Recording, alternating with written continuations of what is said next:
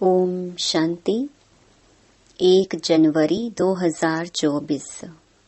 बाबा की महावाक्य। मीठे बच्चे, तुम राज ऋषि हो।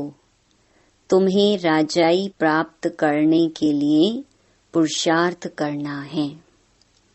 साथ साथ दैवी गुण भी जरूर धारण करने हैं। प्रश्न: उत्तम पुरुष बनने का पुरुषार्थ क्या है? किस बात पर बहुत अटेंशन चाहिए? उत्तर: उत्तम पुरुष बनना है तो पढ़ाई से कभी रूठना नहीं। पढ़ाई से लड़ने झगड़ने का ताल्लुक नहीं। पढ़ेंगे लिखेंगे होंगे नवाब। इसलिए सदा अपनी उन्नति का ख्याल रहे। चलन पर बहुत अटेंशन चाहिए।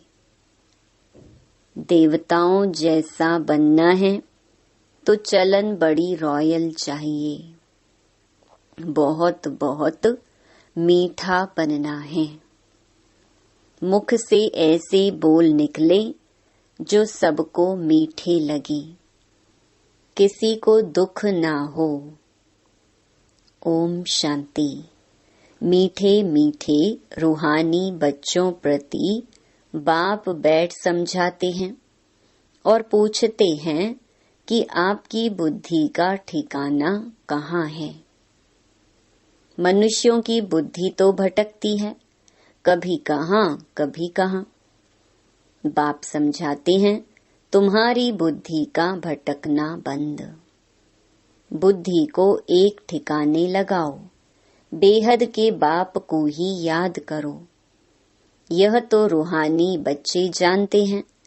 अब सारी दुनिया तमो प्रधान है। आत्माएं ही सतो प्रधान थी, नंबरवार पुरुषार्थ अनुसार।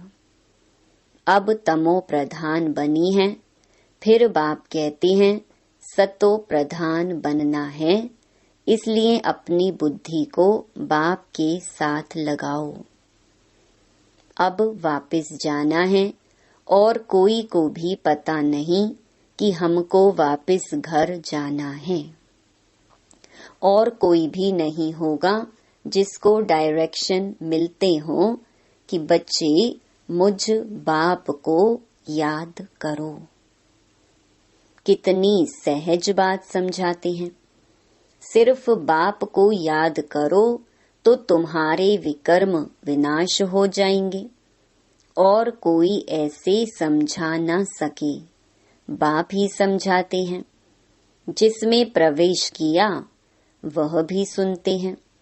पतित से पावन बनने की और उस पर चलने की सबसे अच्छी मत बाप देते हैं। बाबा कहते हैं, बच्चे तुम ही सतो प्रधान थे, अब फिर बनना है। तुम ही आदि सनातन देवी देवता धर्म के थे। फिर 84 जन्म भोग कौड़ी मिसल बन पड़े हो। तुम हीरे मिसल थे, अब फिर बनना है। बाबा बहुत सिंपल बात सुनाते हैं कि अपने को आत्मा समझो। आत्माओं को ही वापस जाना है, शरीर तो नहीं जाएगा। बाप के पास खुशी से जाना है। बाप जो श्रीमत देते हैं उससे ही तुम श्रेष्ठ बनेंगे। पवित्र आत्माएं मूल वतन में जाकर फिर आएंगी तो नया शरीर लेंगी। यह तो निश्चय है ना। तो फिर वही तात लगी रहे। दैवी गुण भी धारण करने हैं तो बहुत फायदा होगा। स्टूडेंट जो अच्छी पढ़ाई पढ़ते हैं वही ऊंच पद पाते हैं। यह भी पढ़ाई है। तुम कल्प कल्प ऐसे ही पढ़ते हो। बाप भी कल्प कल्प ऐसे ही पढ़ाते हैं। जो टाइम पास हुआ वह ड्रामा अनुसार ही बाप की और बच्चों की एक्ट चली। बाबा राय तो ठीक देते हैं ना। बच्चे कहते हैं बाबा हम आपको घड़ी घड़ी भूल जाते हैं। यही तो माया के तूफान हैं। माया दीवा बुझा देती है। बाप को क्षमा भी कहते हैं, सर्वशक्तिमान अथॉरिटी भी कहते हैं। जो भी वेद शास्त्र हैं सबका सार बतलाते हैं, वह नॉलेजफुल है। सृष्टि के आदि मध्य अंत का राज समझाते हैं। यह ब्रह्मा बाबा भी कहेंगे हम बच्चों को समझाते हैं। बाप कहेंगे तुम बच्चों को समझाता हूँ, उसमें यह ब्रह्मा भी आ जाता है। इसमें मूंझने की बात नहीं, यह है बहुत सहज राजयोग। तुम राज ऋषि हो। ऋषि पवित्र आत्मा को कहा जाता है। तुम्हारे जैसा ऋषि तो कोई हो न सके। आत्मा को ही ऋषि कहा जाता है, शरीर को नहीं कहेंगे। आत्मा है ऋषि, राज ऋषि। राज्य कहाँ से लेते हैं? बाप से। तो तुम बच्चों को कितनी खुशी रहनी चाहिए। हम शिव बाबा से राज्य भाग्य ले रहे हैं। बाप ने स्मृति दिलाई है तुम विश्व के मालिक थे, फिर पुनर्जन्म लेते लेते नीचे उतरते आए हो। देवताओं के चित्र भी हैं। मनुष्य समझते हैं यह ज्योति ज्योत समा गई। अब बाप ने समझाया है एक भी मनुष्य ज्योति ज्योत नहीं समाता। कोई भी मुक्ति जीवन मुक्ति पा नहीं सकते। तो सारा दिन अंदर में बच्चों के विचार चलने चाहिए। जितना याद में रहेंगे उतना खुशी होगी। पढ़ाई पढ़ाने वाला देखो कौन है? श्री कृष्ण को लॉर्ड कृष्णा भी कहते हैं। भगवान को कभी लॉर्ड नहीं कहेंगे, उनको गॉड फादर ही कहते हैं। वह है हेवनली गॉड फादर। तुमको अब दिल से लगता है कि वही हेवनली गॉड फादर हेवन अर्थात दैवी राजधानी स्थापन कर रहे हैं। सतयुग में दूसरा कोई धर्म था नहीं। चित्र भी इन देवताओं के हैं। उनको ही आदि सनातन देवी देवता कहा जाता है। यह विश्व के मालिक थे। उन्हों को कहेंगे सतयुगी, तुम हो संगम युगी। तुम जानते हो बाबा हमको राइटियस बनाते हैं। तुम राइटियस बनते जाते हो। विकारी को अनराइटियस कहा जाता है। यह देवताएं पवित्र हैं। लाइट भी पवित्रता की दिखाई है। अनराइटियस माना एक भी कदम राइट नहीं। शिवालय से उतर वैशाल्य में आ जाते हैं। यह बातें नया कोई समझ ना सके जब तक तुम उनको बाप का परिचय अच्छी तरह ना दो कि वह है हेवनली गॉड फादर। हेवन और हेल दोनों अक्षर हैं, सुख और दुख, स्वर्ग और नरक। तुम जानते हो भारत में सुख था, अभी दुख है। फिर बाप आकर सुख देते हैं।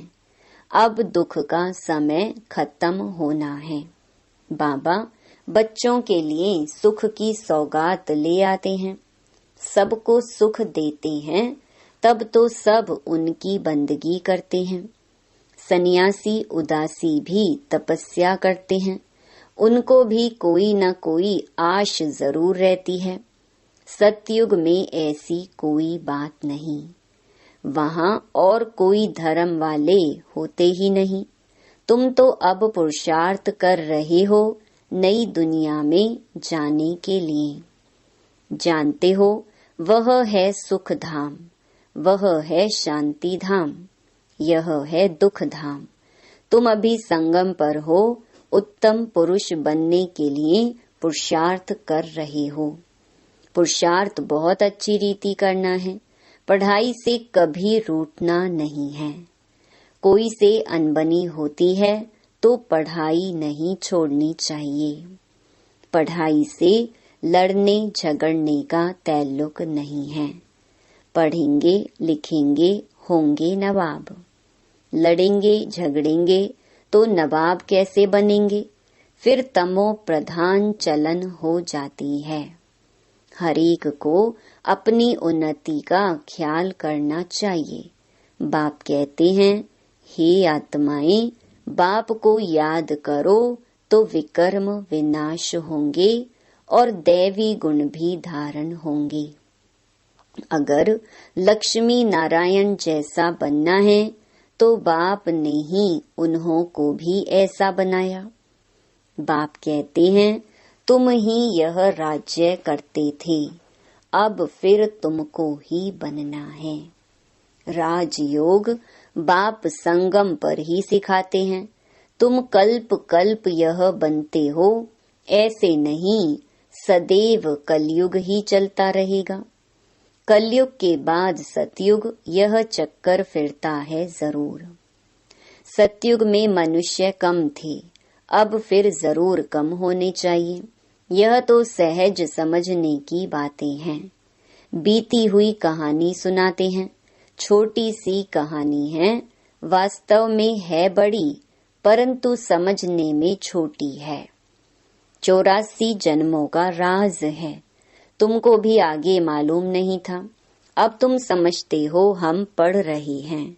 यह है संगम युग की पढ़ाई। अब ड्रामा का चक्कर फिरकर आया है, फिर सतयुग से लेकर शुरू होगा। इस पुरानी सृष्टि को बदलना है। कलयुगी जंगल का विनाश होगा, फिर सतयुगी फूलों का बगीचा होगा। फूल दैवी गुण वाले को कहा जाता है, कांटा आसुरी गुण वाले को कहा जाता है। अपने को देखना है, मेरे में कोई अवगुण तो नहीं है। अभी हम देवता बनने लायक बन रहे हैं, तो दैवी गुण जरूर धारण करना पड़े। बाप टीचर सतगुरु बनकर आते हैं तो कैरेक्टर जरूर सुधारना पड़े। मनुष्य कहते हैं सबके कैरेक्टर खराब हैं, लेकिन अच्छा कैरेक्टर किसको कहा जाता यह भी नहीं जानते। तुम समझा सकते हो, इन देवताओं के कैरेक्टर अच्छे थे ना। यह कभी किसको दुख नहीं देते थे।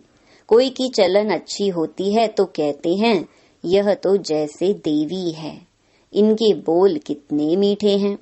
बाप कहते हैं तुमको देवता बनाता हूँ तो तुमको बहुत मीठा बनना पड़े। दैवी गुण धारण करने हैं। जो जैसा है वैसा ही बनाएंगे। तुम सबको टीचर बनना है, टीचर के बच्चे टीचर। तुम पांडव सेना हो ना। पंडों का काम है सबको रास्ता बताना। दैवी गुण धारण करने हैं। गृहस्थ व्यवहार में भी रहना है। घर में भी सर्विस कर सकते हो। जो आएंगे टीच करते रहेंगे, पढ़ाते रहेंगे। ऐसे बहुत हैं जो अपने पास गीता पाठशाला खोल बहुतों की सर्विस करते रहते हैं। ऐसे नहीं कि यहाँ आकर बैठना है। कन्याओं के लिए तो बहुत सहज है। मास 2 चक्कर लगाया फिर गए घर। घर का संन्यास तो नहीं करना है। तुमको घर से बुलावा आता है तो जाते हो, तुमको मना नहीं है। इसमें कोई घाटे की कमी की बात नहीं है। और भी उमंग आएगा। हम भी अभी होशियार हुए हैं। घर वालों को भी आप समान बनाकर साथ ले जाएंगे। ऐसे बहुत हैं जो घर में रहकर भी सर्विस करते हैं तो होशियार हो जाते हैं। बाप मुख्य बात समझाते हैं कि अपने को आत्मा समझो और मुझ बाप को याद करो। अपनी उन्नति करनी है घर में रहने वालों की यहाँ रहने वालों से भी अच्छी उन्नति हो सकती है। तुमको कभी मना नहीं की जाती है कि घर में नहीं जाओ। उन्हों का भी कल्याण करना है। जिनको कल्याण करने की आदत पड़ जाती है वह रह नहीं सकते। ज्ञान और योग पूरा है तो कोई भी बेइज्जती नहीं कर सकते। योग नहीं है तो माया भी थप्पड़ लगाती है। तो घर गृहस्थ में रह कमल फूल समान पवित्र जरूर बनना है। बाबा तो फ्रीडम देते हैं, भल घर में भी रहो। सब यहाँ आकर कैसे रहेंगे? जितने आते हैं उन्हों के लिए उतने मकान आदि बनाने पड़ते हैं। कल्प पहले जो कुछ हुआ है वह रिपीट होता रहेगा। बच्चे भी वृद्धि को पाते रहेंगे। ड्रामा बिगर कुछ होने का नहीं है। यह जो लड़ाइयाँ आदि लगती हैं, इतने मनुष्य आदि मरते हैं, यह सब ड्रामा में नूंद है। जो पास्ट हुआ वह फिर रिपीट होगा। जो कल्प कल्प समझाया है वही अब भी समझाऊंगा। मनुष्य भल क्या भी विचार करे, मैं तो वही पार्ट बजाऊंगा जो मेरा नुंधा हुआ है। ड्रामा में कम जास्ती हो नहीं सकता। जो कल्प पहले पढ़े थे वही पढ़ेंगे। हरेक की चलन से साक्षात्कार भी होता रहता है। यह क्या पढ़ते हैं, क्या पद पाएंगे? अच्छी सर्विस करते हैं, समझो अचानक एक्सीडेंट हो जाता है तो जाकर अच्छे कुल में जन्म लेंगे, बहुत सुखी रहेंगे। जितना सुख बहुतों को दिया है उतना उनको भी मिलेगा। यह कमाई कभी जाती नहीं है। सतयुग में तो जहाँ जीत वहाँ जन्म होगा। बहुतों को सुख दिया होगा तो golden spoon in the mouth मिलेगा। उससे कम तो सिल्वर, उससे कम तो पीतल का मिलेगा। समझ में तो आता है ना कितना हमारा योग है। राजा रानी प्रजा सब बनने वाले हैं। अच्छी रीति नहीं पढ़ेंगे, दैवी गुण धारण नहीं करेंगे तो पद कम हो जाएगा।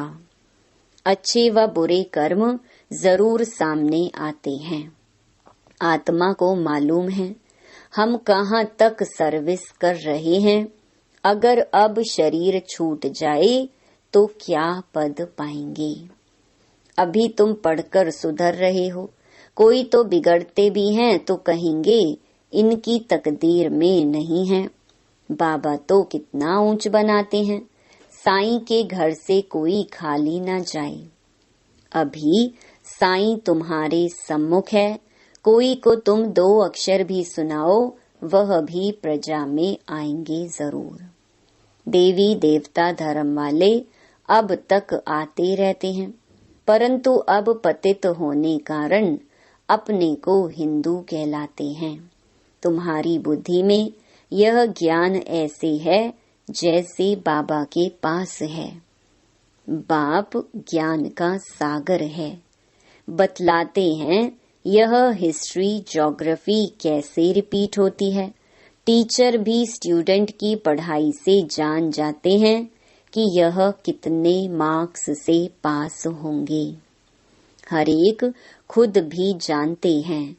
कोई दैवी गुणों में कच्चे हैं, कोई योग में कच्चे हैं, कोई ज्ञान में कच्चे हैं। कच्चे होने से नापास हो जाएंगे। ऐसे भी नहीं आज कच्चे हैं कल पक्के नहीं हो सकते। गैलप करते रहेंगे। खुद भी फील करते हैं हम जहाँ तहाँ से फेल हो आते हैं। फलाने हमसे होशियार हैं, सीख कर होशियार भी हो सकते हैं। अगर देह अभिमान होगा तो फिर क्या सीख सकेंगे। मैं आत्मा हूँ यह तो एकदम पक्का कर दो। बाप ने स्मृति दिलाई है। बाप कहते हैं मुझे याद करो तो विकर्म विनाश होंगे, फिर दैवी गुण धारण होंगे। अपनी नब्ज देखनी है कि मैं कहाँ तक लायक बना हूँ। तुम अभी सृष्टि के आदि मध्य अंत का ज्ञान ले रहे हो। यह राजयोग की नॉलेज सिवाय बाप के कोई सिखला न सके। बच्चे सीखते जाते हैं। बच्चे पूछते हैं, हमारे कुल के ब्राह्मण कितने हैं? यह पूरा पता कैसे पड़े? आते जाते रहते हैं। अभी नए नए भी निकलते रहते हैं। अच्छा, मीठे मीठे सिकिलधे बच्चों प्रति माता पिता बाप दादा का याद प्यार और गुड मॉर्निंग। रूहानी बाप की रूहानी बच्चों को नमस्ते। धारणा के लिए मुख्य सार। पहला, अपना दैवी कैरेक्टर बनाना है। दैवी गुण धारण कर अपना और सर्व का कल्याण करना है। सबको सुख देना है। दूसरा, सतो प्रधान बनने के लिए बुद्धि एक बाप से लगानी है। बुद्धि को भटकाना नहीं है। बाप समान टीचर बन सबको सही रास्ता बताना है। वरदान, चलते फिरते अपने द्वारा अष्ट शक्तियों की किरणों का अनुभव कराने वाले फरिश्ता रूप भवा। जो बहुत कीमती मूल्यवान बेदाग डायमंड होता है, उसे लाइट के आगे रखो तो भिन्न भिन्न रंग दिखाई देते हैं। ऐसे जब आप फरिश्ता रूप बनेंगे तो आप द्वारा चलते फिरते अष्ट शक्तियों की किरणों की अनुभूति होगी। कोई को आपसे सहन शक्ति की फीलिंग आएगी, कोई को निर्णय करने की शक्ति की फीलिंग आएगी, कोई से क्या शक्तियों की फीलिंग आएगी। स्लोगन, प्रत्यक्ष प्रमाण वह है जिसका हर कर्म सर्व को प्रेरणा देने वाला है। जनवरी 2024 अव्यक्त मास के लिए विशेष पुरुषार्थ की पॉइंट्स। इस जनवरी मास में विशेष साइलेंस की अनुभूति करने तथा ब्रह्मा बाप समान डबल लाइट फरिश्ता बनने के लिए पुरुषार्थ की पॉइंट्स मुरली के नीचे लिख रहे हैं। यही पॉइंट्स जनवरी मास के पत्र पुष्प में भी रहेंगी।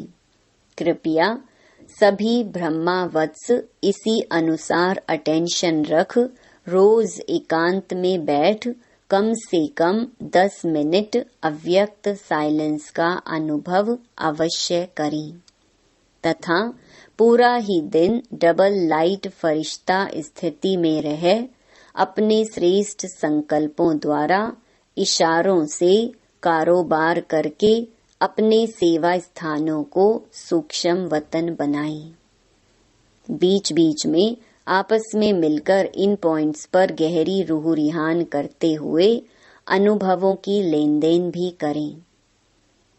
हम सबकी यह डबल लाइट स्थिति तथा साइलेंस की गहरी अनुभूति ही परमात्म प्रत्यक्षता के निमित्त बनेगी। अव्यक्ति साइलेंस द्वारा डबल लाइट फरिश्ता स्थिति का अनुभव करो। संगम युग की विशेष शक्ति साइलेंस की शक्ति है। साइलेंस में रहने से डबल लाइट फरिश्ता स्थिति सहज बन जाती है। इस स्थिति में कोई भी कार्य का बोझ नहीं रहता। इसके लिए कर्म करते बीच बीच में निराकारी और फरिश्ता स्वरूप की ड्रिल करते रहो। जैसे ब्रह्मा बाप को साकार रूप में देखा, सदा डबल लाइट रहे। साइलेंस की स्थिति द्वारा सेकंड में बच्चों को नजर से निहाल किया। ऐसे फॉलो फादर करो तो सहज ही बाप समान बन जाएंगे। ओम शांति।